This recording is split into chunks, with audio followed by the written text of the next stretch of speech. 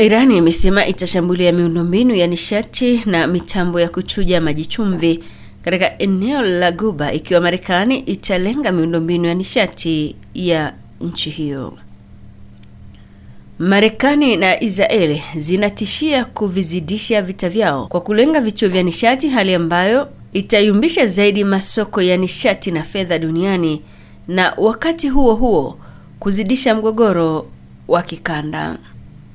Rais wa Marekani Donald Trump ameonya kwamba nchi yake itaishambulia na kuiharibu kabisa miundombinu ya nishati ya umeme iwapo jamhuri hiyo ya Kiislamu haitofungua mlango wa bahari wa Hormuz katika muda wa masaa 48. Tamko la Trump amelitoa siku moja tu mara baada ya kuzungumzia kuhusiana na kuvimaliza vita ambavyo sasa viko katika wiki yake ya 4. Irani imeonya Jumapili ya kwamba italenga miundombinu ya Marekani ikiwemo ya nishati katika eneo la Ghuba ikiwa Trump atatekeleza vitisho vyake ambavyo alivitoa, huku wanajeshi wa Marekani na vifaa vya kijeshi vikielekea katika eneo la Mashariki ya Kati. Zaidi ya watu 2,000 wameuawa mpaka sasa tangu Marekani na Israeli zilipoanzisha vita dhidi ya Irani mnamo Februari 28.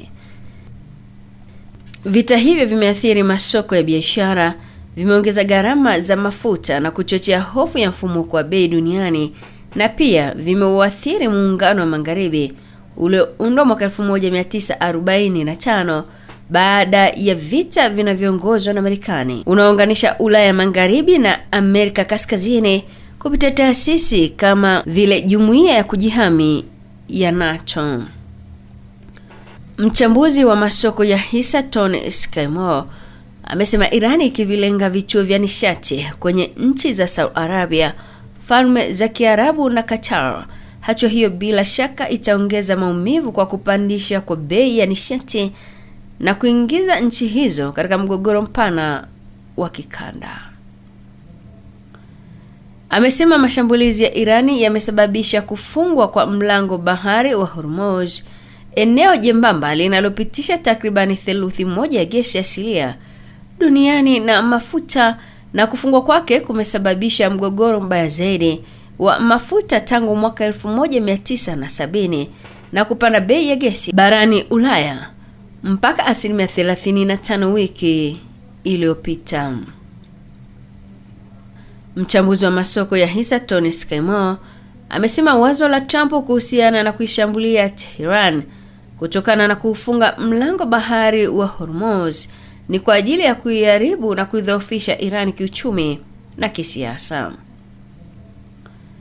Trump na utawala wake wanatoa ujumbe mchanganyiko kuhusiana na malengo ya Marekani katika kipindi chote cha vita. Hatua hiyo inachanganya washirika wa Marekani wakitafuta majibu bila kuyapata.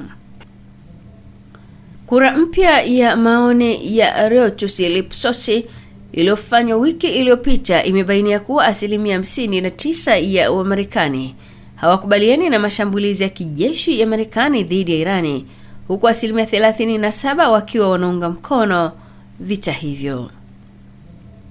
Vita hiyo imekuwa dhima kuu ya kisiasa kwa Trump kabla ya uchaguzi wa bunge wa katikati utakaofanyika mwezi Novemba, huku ongezeko la bei ya nishati likichochea mfumuko wa bei nchini Marekani na kuathiri vibaya biashara pamoja na watumiaji.